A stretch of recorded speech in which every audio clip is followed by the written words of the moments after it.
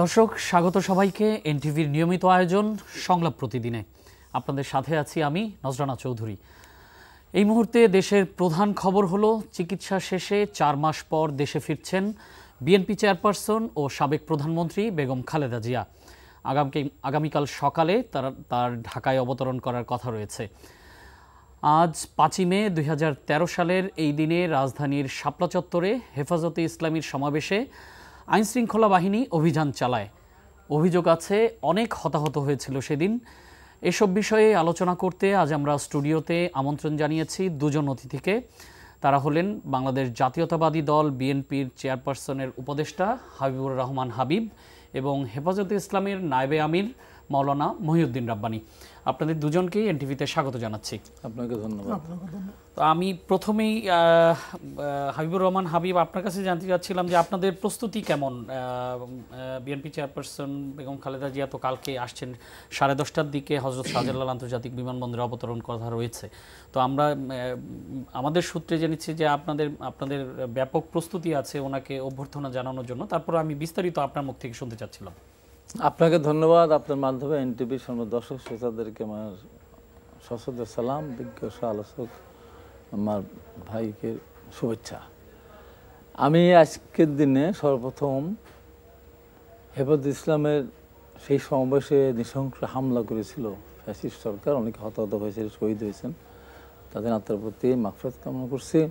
আমি সেদিন জেলে ছিলাম। 4 এপ্রিল যখন সমাবেশ হেফাজত, তখনও আমি জেলে ছিলাম। 5 মে যেদিন হেফাজতের উপরে এই ধরনের হত্যাকাণ্ড সংঘটিত হবে সেদিনও আমি জেলে ছিলাম। বিস্তারিত দেখার সুযোগ হয়নি, কিছুক্ষণ টেলিভিশনে দেখেছিলাম, তাতে বন্ধ করে দিল ওই পর্যন্ত। তো এই কথা বলে এটা বলতে চাই, এতদিন চাপা পড়েছিল, এখন প্রকৃত রহস্যটা বা ঘটনা বের আসা দরকার এটা। আর আমার জীবনের সবচেয়ে যদি মনে করেন আনন্দের দিন, সেটা হবে আগামীকাল। তা এখন দেশনেত্রী বেগম খালেদা জিয়ার জন্য জীবনে অনেকগুলি বাজি ধরেছি আমি। তার চিকিৎসা যখন সরকার দিতে যায়নি, আমি বাজি ধরেছিলাম ওনাকে পাঠিয়ে দেন, আমি জেলে যাব। যতদিন উনি বাইরে থাকবেন ততদিন আমি জেলখানায় থাকবো। উনি তো শেষ পর্যন্ত ফেরত না আসেন, তার জন্য সর্বোচ্চ শাস্তির মৃত্যুদণ্ড হয়। হাসতে হাসতে আমি ফাঁসির রশি গলায় নেব। আমার পরিবারকে আপত্তি করবেন, আমি তো আপত্তি করবেই না, তবু এর জন্য কলঙ্কিত না হয়। কারণ ওরা যদি মানে চিকিৎসা নিতে না পারার কারণে যদি কোনো দুর্ঘটনা ঘটে, এই কলঙ্ক বাংলাদেশ মুছতে পারবে না। উনি যখন করোনার সময় খুব আক্রান্ত হয়েছেন, করোনার সঙ্গে এত বছর বয়সে, আল্লাহর কাছে দোয়া করতাম, প্রতিদিন বলতো, আল্লাহ উনি যদি করোনা থেকে মুক্ত না হন আমাদের ইমান থাকবে না। কোটি কোটি মানুষ ওনার জন্য দোয়া করেছেন। আমি তো অনেকগুলি প্রধানমন্ত্রী ছিলাম ভার্চুয়াল। ওনার যখন খুবই অসুস্থ হয়ে হাসপাতালে ভর্তি, তখন আমি বলেছেন, আল্লাহ আমার জীবনের সমস্ত আয়টুকু নিয়ে ওনার হাত বাড়িয়ে দেন। কারণ আমি যখন অসুস্থ ছিলাম 2009 সালে জন্ডিসে আক্রান্ত, মৃত্যু পথযাত্রী, 1 কোটি টাকার উপর লাগার কথা ছিল লিভার ট্রান্সপ্লান্ট করতে। আমার অত টাকা নাই, সব বিক্রি করলে 1 কোটি টাকা হবে না। তো আমি না থাকলে আমার পরিবার কষ্ট পাবে, কিন্তু উনি না থাকলে দেশের মানুষ কষ্ট পাবে, দেশের গণতন্ত্র হারা হবে। এই দোয়াটুকু নিজে আন্তরিকভাবে করেছে। ওনার যখন লিভার ট্রান্সপ্লান্ট করার কথা ছিল, এখন তো বয়সে কেন হলো না, আমি বলেছিলাম আমার লিভার আমি দেবো। আমার লিভার যদি কাজে না লাগে, আমার আরও 4টা ভাই আছে, যারটা লাগবে তারটা আমি দেবো। এরকম অনেকগুলি ব্যাপারে আমি বাজি ধরেছিলাম, আল্লাহর কাছে আমি চেয়েছি। ও আরেকটা কথা বলেছিলাম, আল্লাহ আমি কারাবন্দি বেগম খালেদার সাথে আমি দেখা করবো না, আল্লাহ কারামুক্ত বেগম খালেদার সঙ্গে আমাকে দেখা করার ব্যবস্থা করে দেবেন। ঠিকই 6 তারিখে যেদিন মুক্তির প্রথম দিনই আমি কিন্তু দেখা করছি, ম্যাডামকে কথা কিন্তু বলেছি, কিন্তু সেই দেশনেত্রী দেশে ফিরে আসবেন, চিকিৎসা সে সুস্থ হয়ে, এর সে আনন্দের আর কিছু হতে পারে না।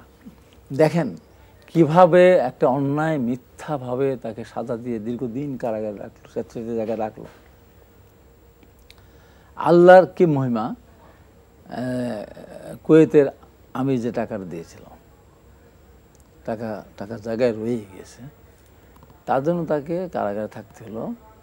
আর যিনি দিলেন শাস্তি জানিয়ে, ওই দিনই ওনার পাসপোর্ট বাতিল হলো। কোন দিন? যেদিন ম্যাডাম খালেদা জিয়াকে আপনার কাতার আমির যেদিনে দিয়ে পৃথিবীর সর্বাধুনিক এয়ার অ্যাম্বুলেন্স পাঠালেন।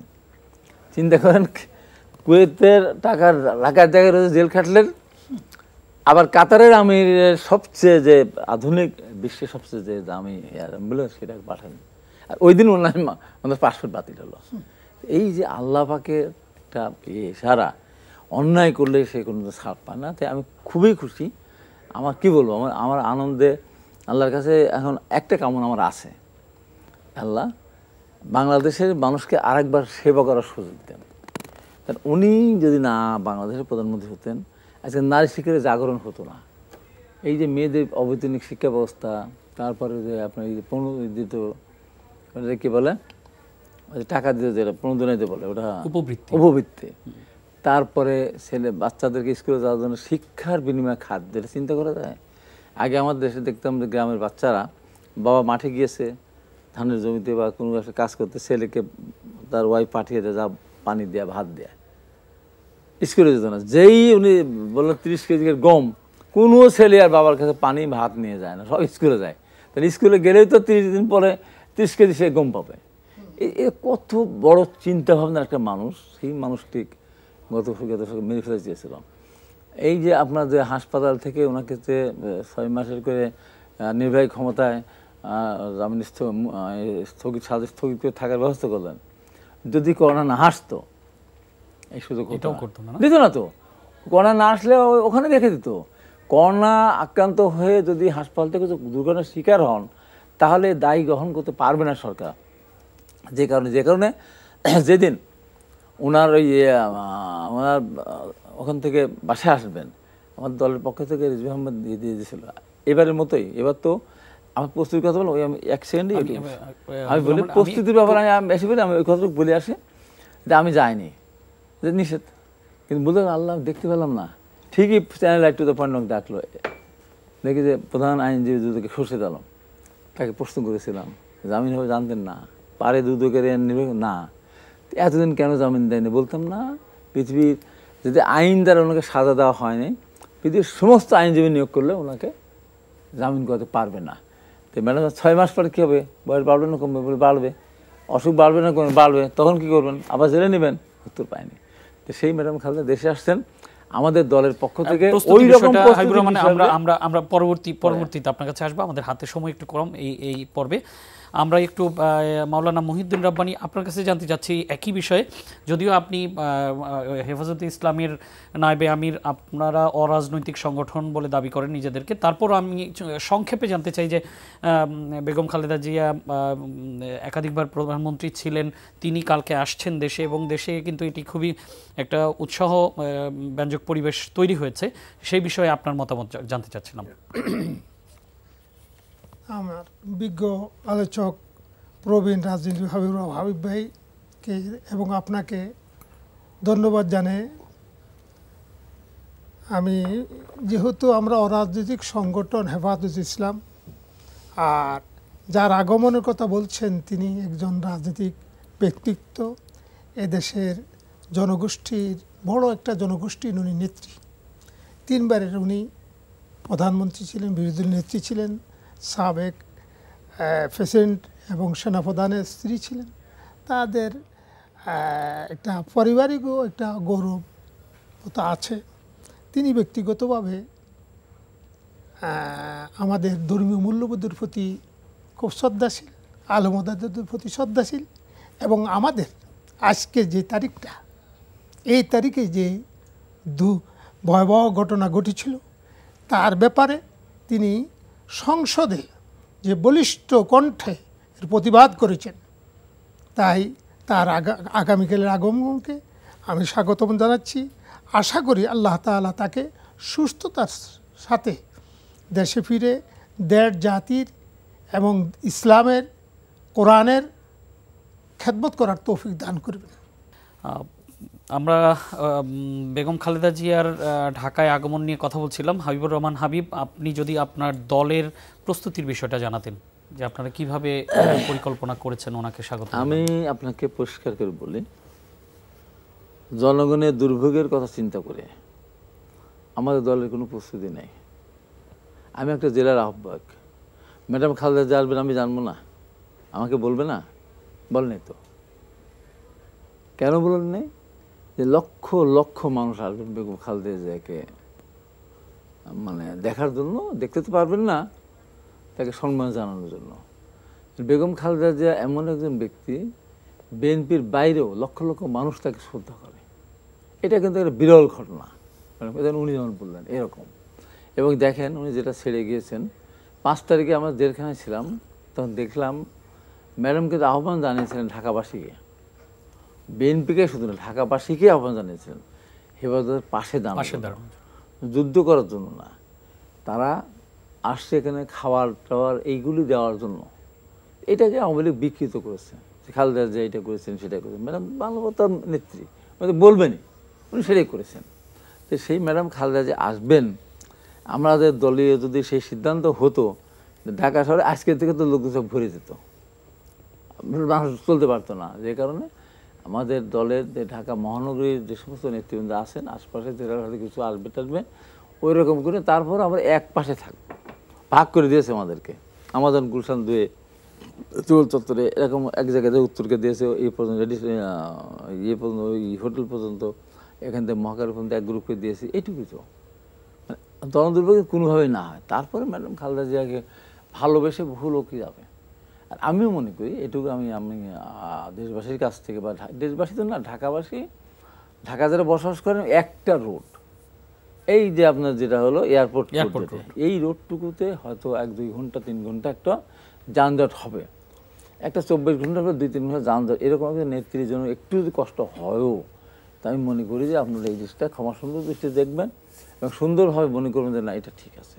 এমনি তো ব্যারিকেড একটা দেয়, গার্মেন্টস করে ব্যারিকেড দেয়, বন্ধ থাকে 3, 4, 5, 10 ঘন্টা বন্ধ থাকে, দিনের পর দিন বন্ধ থাকে। আর ম্যাডাম যে আসবেন সেখানে 10:30টায় নামার কথা, নেমে খুব বেশি হলে তার আগের থেকে 1-2 ঘন্টা, পরে 1-2 ঘন্টা, ধরেন 12টা-1টার মধ্যে ক্লিয়ার হয়ে যাবে।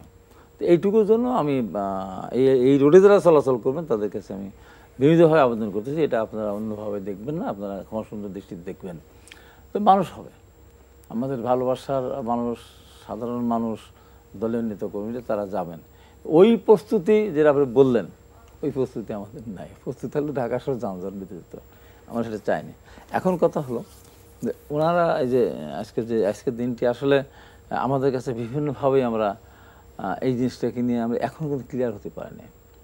যে নির্মমতা চালিয়েছিল, এবং সেই সময় তো প্রধানমন্ত্রী ক্ষমতা মানে এইভাবে কীভাবে বলল যে এরা গরুর মাংস, গরুর রক্ত লাগিয়ে এসেছিল, এই যে অসম্মানজনক কথাবার্তা, এই সমস্ত কথাবার্তা আমাদের কাছে বা কারোর কাছে গ্রহণযোগ্য ছিল না। কিন্তু পরবর্তী সময় একটা ভুল বোঝাবুঝি আছে, পরবর্তী সময় সেই হেফাজত কিন্তু ওনার সাথে দেখা করেছেন, দেখা করে এখন উনি বলতে পারবেন, আমি তো বলতে পারবো না।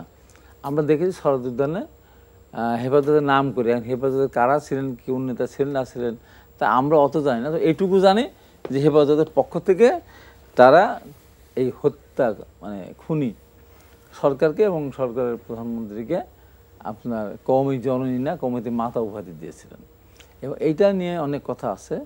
তা আমরা এটা হেফাজতের পক্ষ থেকে যারা মূল দল বা যারা, তাদের পক্ষ থেকে কোনো প্রতিবাদ আমরা শুনিনি। আমরা জেনে আসতেছি, শুনে আসতেছি কওমি জননী উপাধি দেওয়া হয়েছে। উনিও খুশিতে কত যে এত মানুষ হত্যা করলাম, এত কথা বললাম, তিরস্কার করলাম, বিকৃত করলাম।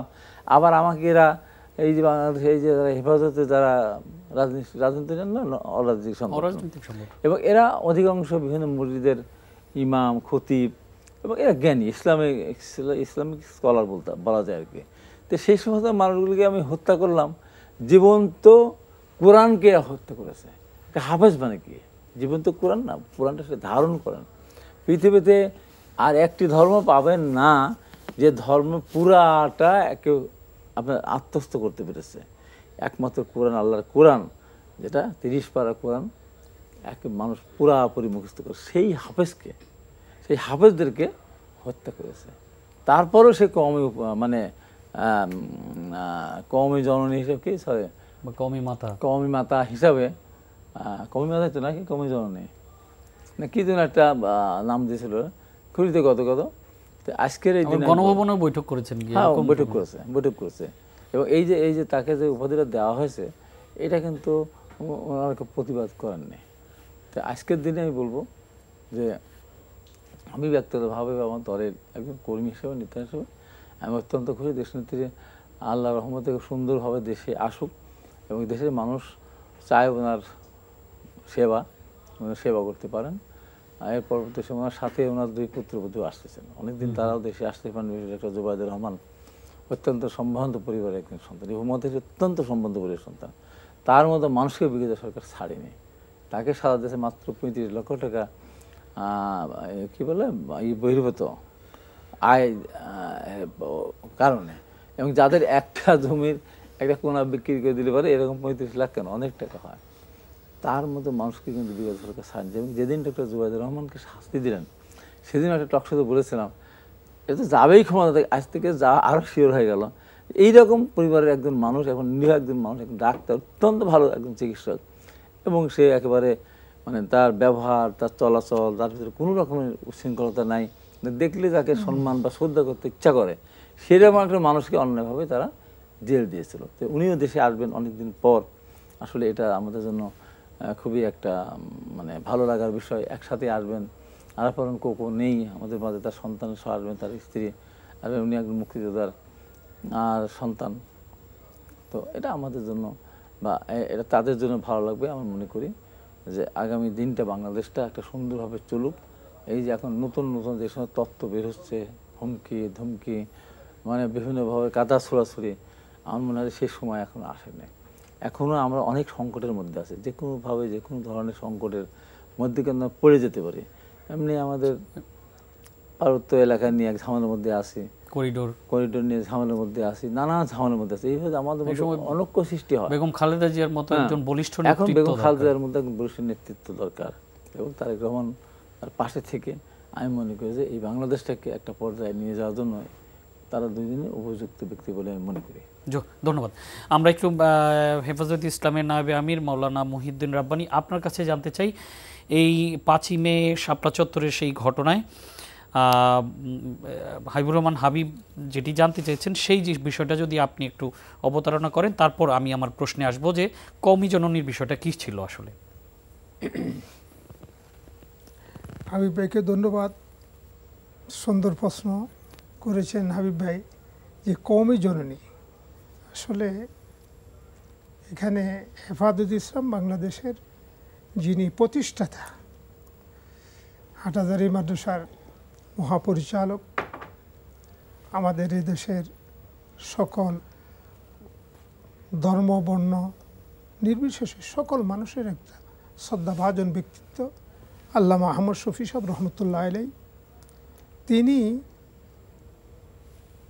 আপনার সরোয়ার্দী উদ্যানে এসে এই সম্মেলনের পক্ষে ছিলেন না। এই সম্মেলনের পিছনে কি একটা কারণও আছে, যেহেতু বিগত এই ফ্যাসিস্ট সরকার সংসদের মধ্যে আমাদের দাওরা হাদিসের সনদকে স্বীকৃতি দিয়েছে, মাস্টার্সের মান দিয়েছে।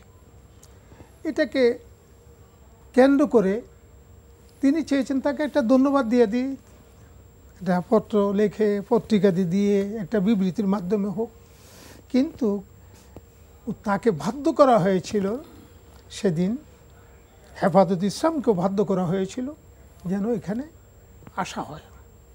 সে তারই পরিপ্রেক্ষিতে হেফাজত ইসলাম না, আসলে এখানে হেফাজত ইসলামের তিনি তো প্রধান, এটা আসলে করেছে বেফাকুল মাদারেস যেটা, এবং হাইয়াতুল উলিয়া, দুইটা আপনার আমাদের বোর্ড আছে, ওই বোর্ডের যারা নেতৃস্থানীয় ব্যক্তিত্ব তারা আসছেন। সাথে সাথে হ্যাঁ, আমাদের তো সারা বাংলাদেশের কওমি মাদ্রাসা তো হেফাজতেরই একটা আমাদের দুর্গ, তারা আমাদের হেফাজতের কর্মী আলেম ওলামারা যারা আছেন, এবং আমাদের শুধু আমরা তা মনে করি না, বরং বিএনপি সকালে যত মুসলমান আছেন বাংলাদেশে, ধর্মপ্রাণ মুসলমান আছে, তারা সকলে হেফাজতের কর্মী। কারণ হেফাজত একটা অরাজনৈতিক সংগঠন, ধর্মীয় সংগঠন, 13 দেবতার ভিত্তিতে এই সংগঠনটা হয়েছে। এই সংগঠনের উৎপত্তি কি সেটাও আপনারা জানেন, যে আপনার যখন শাহবাগে গণজাগরণ মঞ্চ সৃষ্টি হলো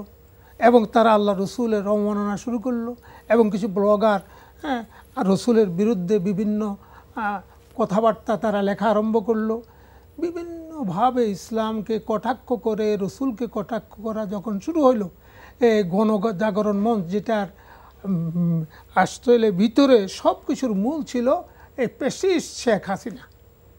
সেইগুলা সব কিছু করে এই গণজাগরণ মঞ্চটা সৃষ্টি করেছে, এদের মাধ্যমে ইসলামকে কটাক্ষ করলো। এখন এটাকে এদেরকে যিনি প্রতিহত কটাক্ষ করার করলেন জন্য আপনি বলছেন, দায়ী করছেন যে তিনিই কটাক্ষ করেছেন, তাহলে তাকেই আবার আপনারা বলছি, ধন্যবাদ দেওয়ার জন্য গেলেন। বলছি তো এখন এই হেফাজত গণজাগরণ মঞ্চের বিরুদ্ধেই আপনার এই সমাবেশগুলো, এই ঢাকা সমাবেশ এবং ঢাকার চতুর্দিকে অবরোধ ইত্যাদি যতগুলো কর্মসূচি এদের বিরুদ্ধে। জি জি। তো আপনার যখন সনদের স্বীকৃতি দিয়েছে তা এমন বাধ্য করা হয়েছিল, তখন তো পরিস্থিতি সবাইকে অনেক কাজে বাধ্য করলে তখন অনেকে অনেক কিছু করতে বাধ্য হয়েছিলেন পরিস্থিতির কারণে। তো তারাও বাধ্য হয়ে সেখানে এসছেন, কিন্তু কি উনি আহমদ শফি সাহেব তো কোনো বক্তব্য রাখেন নাই। দুই একজনে যারা বক্তব্য রেখেছেন তারা কমিশনেরই কোনো হেফাজতের কোনো নেতা বলেন নাই। কে বলেছেন আপনারা জানেন, জাতীয় মসজিদের বিগত যে তথাকথিত খতিব, শেখ হাসিনার কর্তৃক খতিব রুহুল আমিন সাহেব, তিনি তার বক্তৃতা যাইয়া বক্তব্যের মধ্যে তিনি বলেছেন যে কমিশনেরই, এটার সাথে হেফাজতের কোনো নেতাকর্মীদের কোনো সংশ্লিষ্টতা নাই। আপনারা এ যাবৎকালে তো যে আপনারা যে এটি বলেননি, আপনারা দেননি এই উপাধি, এ যাবৎকালে তো কখনো প্রতিবাদ করেননি। এটা করা হয়েছে হয়তো আপনার টকশোর মাধ্যমে এরকম করা হয়নি, কিন্তু পত্রপত্রিকায় আসছে। আপনি যদি এখনও এটা গুগলে সার্চ করে দেখেন ইনশাল্লাহ পেয়ে যাবেন। এটার প্রতিবাদ হয়েছে, অনেক প্রতিবাদ হয়েছে। এমনকি সেখানে দেখেন কত মিথ্যাচার করেছিল। সেখানে দাঁড়াইয়া জয়নুল আবেদিন সাহেব বলেছেন সে 13 সালে শাপলা চত্বরে কোনো মানুষ মারা যায় নাই, কোনো রক্তক্ষরণ হয় নাই, কোনো মানুষ একজন প্রাণও ক্ষতিগ্রস্ত হয়নি, এই কথা পর্যন্ত বলেছে। এত মিথ্যাচার করেছে, এগুলোরও প্রতিবাদ করেছে। কিন্তু যেরকম করার দরকার ছিল বিগত 16-17 বছর এই স্বৈরাচারের বিরুদ্ধে সবাই করেছে, হেফাজতও করেছে, অন্যরাও করেছেন, জামাত ইসলাম করেছে, আপনার আমাদের ভাই হাবিব রহমান ভাই, হাবিব ভাইয়ের, কিন্তু গত 16 বছর করেছে। কিন্তু যেভাবে করার দরকার ছিল, যে শক্তি দিয়া, ওই শক্তি একটা ফ্যাসিস্ট সরকার পুরা রাষ্ট্রযন্ত্র যদি একদিকে থাকে তাইলে সেখানে কেউ পারে নাই। তার মানে এই ব্যর্থতা আপনি স্বীকার করে নিচ্ছেন না? এইতে কে পারবে? ব্যর্থতা তো এটা সকলকে স্বীকার করতে হবে, কারণ এত বড় রাষ্ট্রযন্ত্রের সাথে মোকাবেলা করা সম্ভব। যেমন কেউ পেরেছে? গত বছর 22 জুলাই যখন জুলাই আন্দোলন চলে, তখনও আপনারা তৎকালীন স্বরাষ্ট্রমন্ত্রী আসাদুজ্জামান খান কামালের বাসায় বৈঠক করেছেন।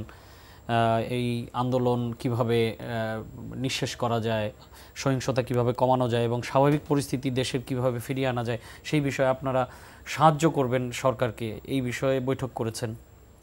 ওইটা সাহায্য করা যারা জুলাই নিরুপায় হইয়া, যাদেরকে তখন অবস্থার কারণে যারা গিয়েছেন তারা মজবুর হয়ে, হাবিবুর রহমান হাবিব ওনারা তো করেন নাই, বিএনপি তো করেন নাই, ওনারা জান নাই, এটা বললে তো কথা অন্যরকম হয়ে যাবে, আমি ওটা বলতে চাই না।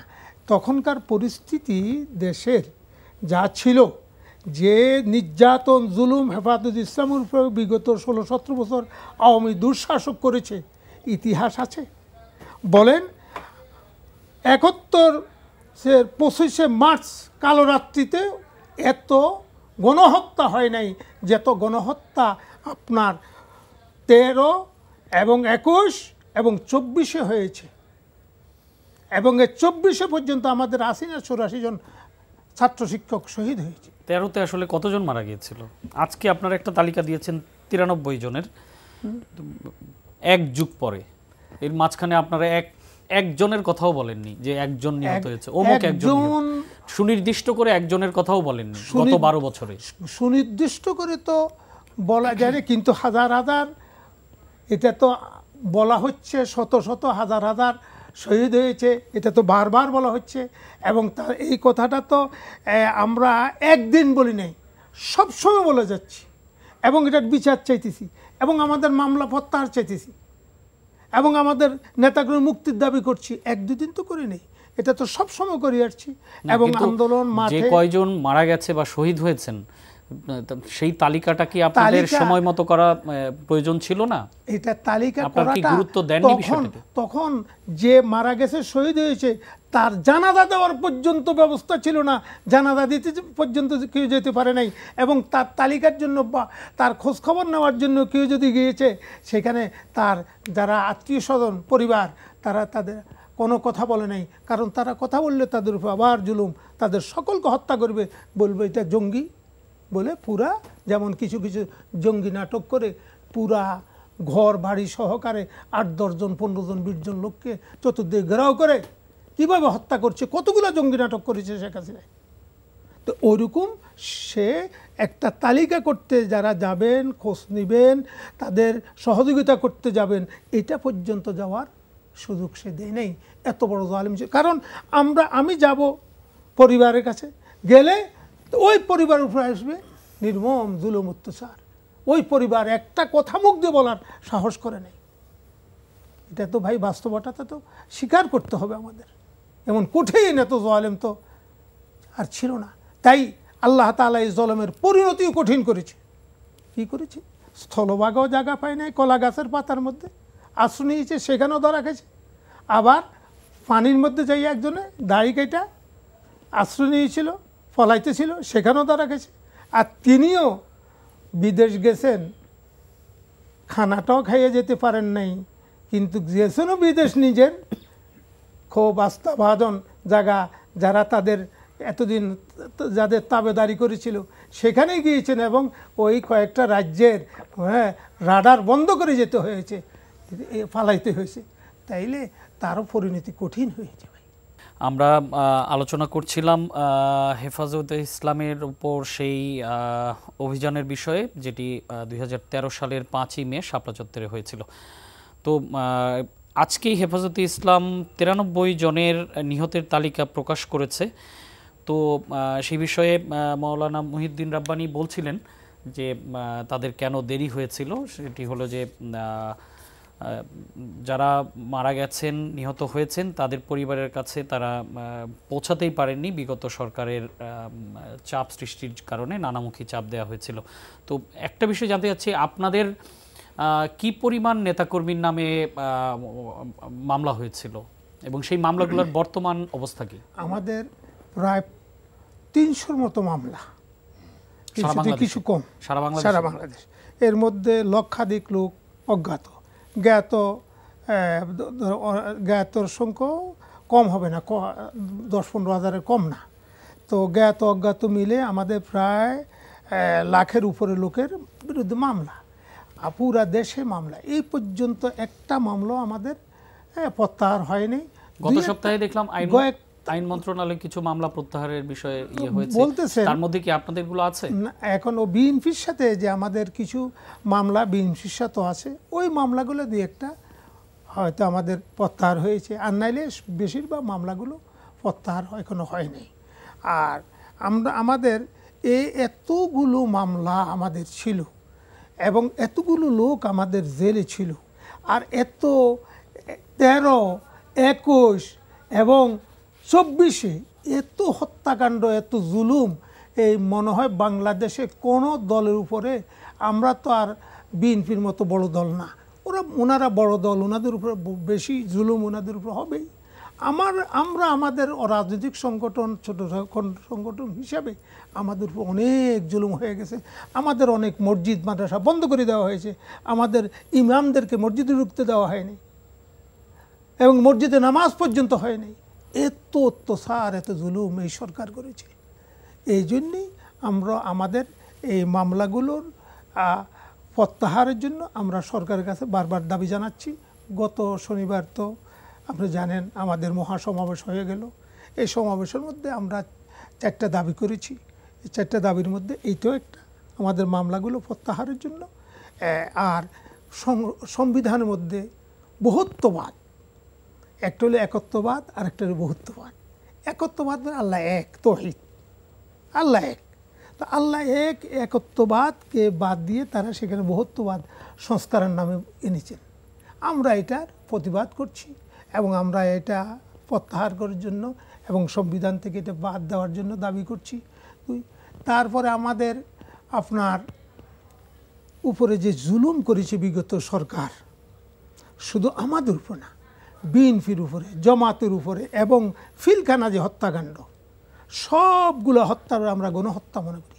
এবং কি যেটুকু এই পর্যন্ত কয়টা আয়নাগর হয়েছে, আয়নাগর কয়জন শহীদ হয়েছেন, কয়জন সেখানে আয়নাগরে বন্দী ছিল, এ পর্যন্ত আয়নাগর আর গুলারও এখন হিসাব আমাদের এই বর্তমান অন্তর্বর্তীকালীন সরকার দিতে পারেন নাই। আমি মনে করি সংস্কার করবেন। আসলে সংস্কার কি করেছেন দৃশ্যমান তেমন কিছু তো দেখছি না, কিন্তু সবচেয়ে বড় দরকার ছিল আমাদের এই অত্যাচারগুলো, জুলুমগুলো যে হয়েছে, এগুলার আপনি লিস্ট তৈরি করে কতগুলো মারা গেছে, এগুলো আপনি সহযোগিতা করেন সরকার, কারণ আপনি আমাদের এই আন্দোলনের ফসল। আমরা আপনাদের সবাই, পুরা দেশবাসী আপনাদেরকে ক্ষমতা বসাইছেন, বিএনপি সহকারে সবাই, জামাত সহকারে সবাই, হেফাজত সহকারে সবাই। তাহলে আমাদের আন্দোলনের ফসল যখন আপনি এসে, এখন আমাদের প্রথম তো দরকার ছিল আমাদেরকে যারা হত্যা করেছে তাদের বিচার করতেন, কোথায় কোথায় কোন কোন মানুষ কোথায় কোথায় কি আপনার কষ্ট পেয়েছে, জুলুম, মজলুম হয়েছে, জুলুমের শিকার হয়েছে, এগুলা বের করে তারপরে এগুলো তো দরকার ছিল এক নম্বর আপনার কাজ। কিন্তু আজও আয়নাগরের লিস্টটা কি এতগুলো আয়নাগর এই দেশে ছিল, এটা কি প্রকাশ করতে পারছেন? এটা কি দায়িত্বের মধ্যে বর্তায় না? আমি মনে করব আমাদের অন্তর্বর্তী সরকার প্রথমে যেইগুলা জুলুম অত্যাচার যা হয়েছে যেই কোনো দলের উপরে, সেইটা বের করা, উনার সংস্কারের আগে এই কাজটা করার দরকার ছিল।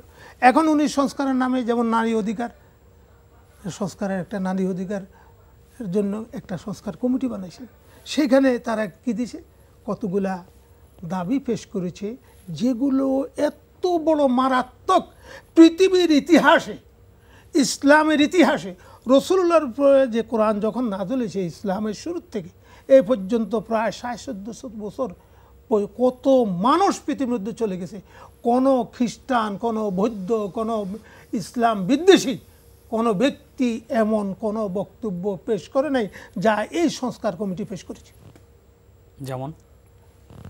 যেমন এই সংস্কার কমিটি পেশ করেছে নারীদের শ্রম অধিকারের নামে যারা আপনার বেশ্যাবৃত্তির সাথে জড়িত পতিতা, তাদেরকে শ্রমিক হিসাবে, যেমন আমার ঘরের যে বুয়া আছে, বুড়া যেরকম শ্রম দিচ্ছে শ্রমিক, তদ্রূপ যে নারী, যে আমার মা, আমার বোন, তাদেরকে যারা বেশ্যাবৃত্তির সাথে জড়িত, কলঙ্কজনক অধ্যায়, যেটা পৃথিবীর কোনো ধর্মে যেটাকে সমর্থন করে না, কোনো সমাজ যেটাকে সমর্থন করে না, কোনো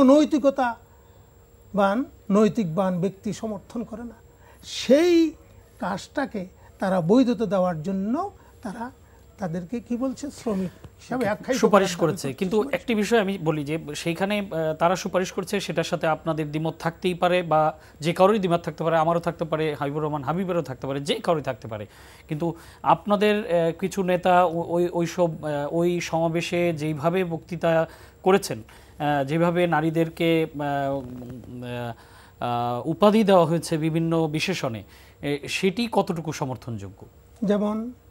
যেমন উপাধি, যেমন কমিশনের সদস্যদেরকে আপনি যে শব্দটি বলছিলেন সেই নামেই আখ্যা দেওয়া হয়েছে, আপনাদের কয়েকজন বক্তব্যে সেটি বলেছেন। জি, এটা কেউ যদি দিয়ে থাকে এটার দায়িত্ব তার, এটা সংগঠন না, এটা আমরা সমর্থন করি না, এরকম এভাবে বলা এটা সঠিক হয়নি। ঠিক আছে, আমরা নিশ্চয়ই আপনারা এই বিষয়ে, এই কমিশনের বিষয়ে আপনাদের দাবিগুলো সরকারের কাছে তুলে ধরবেন, সরকারও নিশ্চয়ই সেটি বিবেচনা করবেন আশা রাখি। তবে একটা কথা আমার রয়ে গেছে, করিডোর প্রশ্নে, এটা আমার মনে হয় করিডোরটা এই অন্তর্বর্তীকালীন সরকারের এটা কাজ নয়। এটা যিনি নির্বাচিত সরকার হবেন ওনার কাজ এটা সুষ্ঠু নির্বাচন করা। হ্যাঁ, সংস্কার করতেছেন কেন? সুষ্ঠু নির্বাচনের জন্য। তো তাইলে সুষ্ঠু নির্বাচনের জন্য যখন সংস্কার করতেছেন, আপনি সংস্কার করে একটা সুষ্ঠু নির্বাচন দিয়ে যিনি নির্বাচিত সরকার হবেন তার হাতে দিয়ে দিবেন ক্ষমতা, তারাই এটা করিডোর দিবে। আর করিডোর কেন দেবে আমাদের দেশ? আমাদের দেশকে আমরা গাজা বানাবো? আমরা এক দিল্লিকে আমরা প্রতিহত করেছি, দিল্লির তাবেদার সরকারকে প্রতিহত করেছি, আবার কি আমরা আমেরিকাকে তাবেদার হওয়ার জন্য? তাই এটা আমরা কখনো সমর্থন করতে পারি না। ঠিক আছে, ধন্যবাদ। আমরা একটু হাবিবুর রহমান হাবিব, আপনার কাছে অন্য একটা বিষয়ে জানতে আসবো।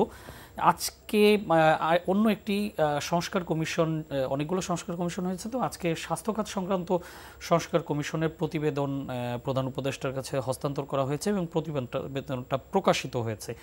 তো এইখানেও যেটি মূল যে কথাটি এসছে যে স্বাস্থ্য বিভাগের যতগুলো উইং আছে সবগুলোকে একীভূত করে আলাদা একটা কমিশন করা, তাদের অধীনে এই স্বাস্থ্য বিভাগটা পরিচালিত হবে এবং এটিকেও বিচার বিভাগের মতো একেবারেই সরকারের নিয়ন্ত্রণের বাইরে রাখতে বলা হয়েছে। তো সব সংস্কার কমিশনই এরকম সব খাতকেই যদি সরকারের নিয়ন্ত্রণের বাইরে রাখার সুপারিশ করে, যে সরকারের প্রত্যক্ষ নিয়ন্ত্রণ থাকবে না, সরকার শুধু বাজেট দেবে, তারা নিজেদের মতো করে পরিচালনা করবে, তাহলে সরকারের কাজটা কি আসলে? মোটামুটি সব জায়গায় বলতেছে আমরা পৃথক থাকতে চাই, আমরা পৃথক থাকতে চাই, তাহলে সরকার কি পরিচালনা করবে? সরকার কাজ সরকার বুঝলে তো করবে। আপনি ধরেন ইংলিশে খুব ভালো টিচার, আমরা বাংলা সাহিত্য পড়াতে পারবেন সবগুলি? ভালো ডাক্তার, তাকে একটা বিল্ডিং বানাতে পারেন না, 2 দোতলা বিল্ডিং। বড় এফার্ট টাওয়ার যিনি তৈরি করেছেন তিনিও একটা রোগ দেখলে হয়তো প্যারাসিটামল দিতে পারে, হয়তো ঠান্ডা লাগলে বা একটা কিছু করতে পারে, আসলটা পারবে না। তো ইনারা তো তাই, ইনারা যারা দেশ পরিচালনা করছেন, ইনারা দিনের বেলা ঘুমের ভিতরে কোনো দেখে নাই, রাতের গভীর নাক ডাকিয়ে ঘুমাচ্ছি তখন কোনো স্বপ্ন দেখেন নাই যে আমরা দেশ পরিচালনা করবো মন্ত্রীর মর্যাদা নিয়ে। তো ওনারা কী করবেন? ওনারা কী করবেন? ওই যেটা উদাহরণ দিলেন সেই অবস্থাতে ইনাদের বোঝেন ইনাদের কাজ কোনটা। ইনাদের কাজ অন্তর্বর্তীকালীন সরকার, নামই অন্তর্বর্তীকালীন সরকার, সেইটা ভুলে গিয়ে তারা বিভিন্ন জিনিস নিয়ে এক জগা খিচুড়ি বাজাচ্ছে। আমাদের দেশে আগে ছিল আপনার কী বলে কামুন, মানে ধান ছোটো এর মধ্যে দেখা কামুন, ওইটার সাথে ওই চাল মিশাইতে আগে অভাব ছিল তো গ্রামে, ওইটার সাথে মিশাই দিয়ে ওরা ভাত বাড়ে তো খাওয়াতো, আবার ওর সাথে ডালও দিয়ে দিত। তারপরে তো বলা যায় বাঁচতে পারবে। এই সরকার সব অ্যামালগামেট করে ফেলতেছে, এক কমিশন যার যেমন ইচ্ছা সে তেমন দিচ্ছে, দিয়ে দেশের ভিতরে একটা সৃষ্টি করতে চাচ্ছে এটি যে অনেক দিন ক্ষমতা ভালোই লাগে, এখন পুলিশ থাকে এই থাকে সেই থাকে, যা বলে তাই শুনে দেশের মানুষ, আরও যাক না, আরও দিন যাক, এই সমস্ত সব মিলাই টিলাই এই আমার মনে হচ্ছে যে এগুলি করতে চায়। বুঝতে হবে তো জিনিসটা। তো এখন অহেতুক ঝামেলা সৃষ্টি করে যদি প্রলম্বিত করতে চায়, আওয়ামী লীগে যে পরিণত হয়েছে কিন্তু সেটাই হবে। আমরা শুধু ভোটটা না দিয়ে একতরফা নির্বাচন করার কারণে এটা হলো, শুনে বুদ্ধিজীবীরা তাদেরকে নিয়ে গেছে তো ওই জায়গায়। ভালোই চলছে আমাদের আমাদের শেখ হাসিনা আছে, আমাদের রোল মডেল করতে দেশটা 12টা হয়েছে। আজকে 10 মাসের মধ্যে আমি একটা শোতে ছিলাম, একজন সে তার ইন্ডাস্ট্রি আছে, 10 মাসের মধ্যে একটা ইনভেস্টমেন্ট আসছে।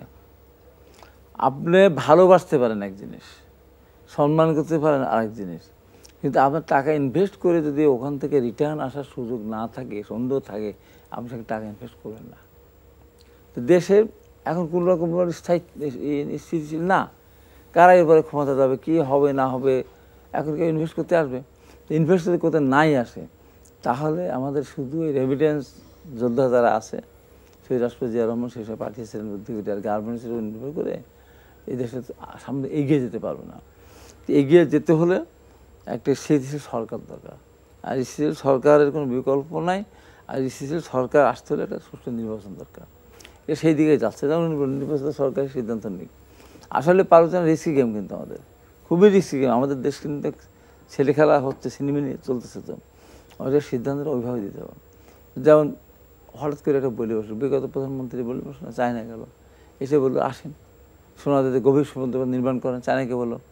ভারত যখন লাগে কী হলো, না দেবো না, পরে জাপানকে দেবো না, পরে চায়নাকে বললো দেবো না, চায়না তখন ইজ্জত বাঁচানোর জন্য বলে ঠিক আছে জয়েন্ট ভেঞ্চার করে, ভারত তাতে রাজি হলো না, যার কারণে তো রোহিঙ্গাদের পাঠাই দিল। রোহিঙ্গারা আসবে কেন? এই যে বোকামির কারণে রোহিঙ্গা আসলো। এবং যেদিন রোহিঙ্গারা আসে আমার টক শোতে আমি বলেছি এই রোহিঙ্গারা যাবে না। এবং দেখে সরকার আবার এদেরকে মানে ওই বারবার সরকারকে সমর্থন করলো। দেশের ভিতরে অসংখ্য 30 জায়গায় 30টা স্থাপনায় হামলা করেছিল না। এবার আশ্বাস যদি এই ক্ষমতা থাকতো দেশের ভিতরে এভাবে মার খেত না। আপনাদের দল থেকেও করা হয়েছে, আমাদের দল থেকে না, আমাদের দল থেকে দেওয়া মানবিক কারণ সেটা আমরা হয়তো বলেছি, কিন্তু সরকার তো ওই সরকারকে সমর্থন করলো যে তাদের নিয়ন্ত্রণ করা বা দেশের ভিতরে বিশৃঙ্খলা সৃষ্টিকে দমন করা তাদের এটা এর মধ্যে পড়ে, আওতার মধ্যে পড়ে। এবং দেখেন আমার মনে আছে কিনা জানেন না, তারপর দিন মোদি কিন্তু মায়ানমারে গেলেন অথবা একটা বার্তা দিলেন যে মায়ানমার সরকার যা করতেছে সঠিক। দেখেন রোহিঙ্গারা আসলো আমাদের দেশে, কিছু ভারতের দিক দিয়ে গেল, ভারতেরগুলি কিন্তু রাখলো না, সব আমাদের দেশে পাঠিয়ে দিল। তো এই যে সরকারের এক একটা ঘটনার মধ্যে দিয়ে, যেমন এই সরকার করিডোর দেওয়ার সিদ্ধান্ত নিয়েছে বলে আমরা শুনেছি, আসলে নিয়েছে কিনা আমি জানি না, নিয়ে থাকে তাহলে এটা একটা বুমেরাং হবে। সবাই মিলিয়ে যদি একটা সিদ্ধান্ত নেয়, তারপর কিছু সিদ্ধান্ত আছে সবাই মিলিয়ে নেওয়ার ক্ষেত্রে 10 বার চিন্তা করতে হবে। তাহলে এমন একটা সিদ্ধান্ত যদি আমরা নিয়ে ফেলি, ওখানে এমন একটা পরিস্থিতি সৃষ্টি হবে, বহুজাতিক বাহিনী সেখানে আসবে তার সহায়তার নামে যে করিডোর আমরা দেবো, রাখাইনি ওদের কাছে যাবে, রাখাইনি যাদের কাছে আমরা ত্রাণ পৌঁছাবো তারা আমাদের প্রতি খুশি হবে। আর যারা রাখাইনিদেরকে মারতেছে বা তাদের বিরোধিতা করতেছে তারা তো আমার এখন বোম মারবে না, আমার এখন যে ম্যাসাকার করে দিবে না, তার কোনো গ্যারান্টি আছে?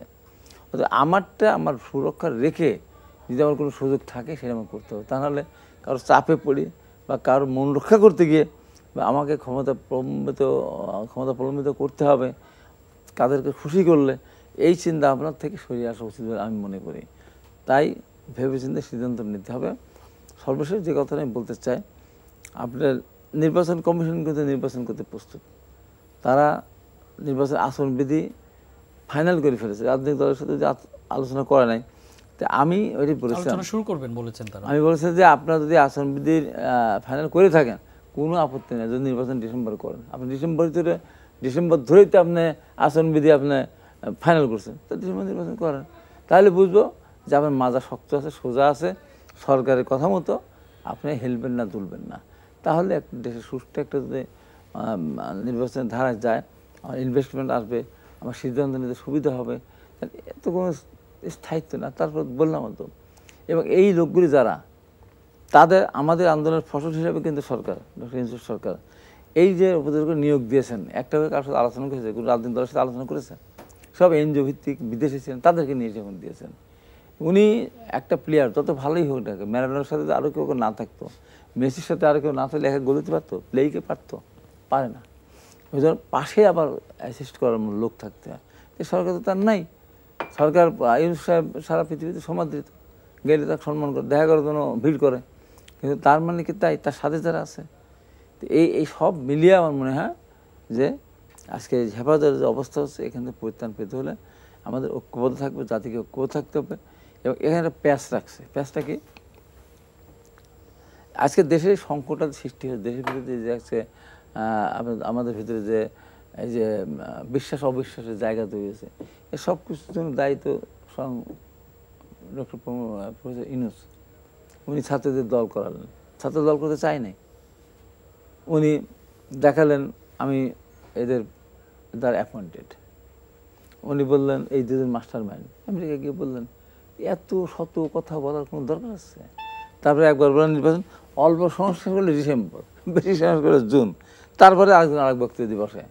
এবং তারপর দেখেন একটা কথা মার ফেসের কথা বলে রাখছেন যে সমস্ত রাজনৈতিক দলগুলো যদি ঐক্যমত পোষণ না করে তাহলে কোনো রাজনৈতিক দলকে নিষিদ্ধ ঘোষণা করা যাবে না, কোনো চূড়ান্ত সিদ্ধান্ত নেওয়া যাবে না। তার মানে কি নির্বাচনও হবে না।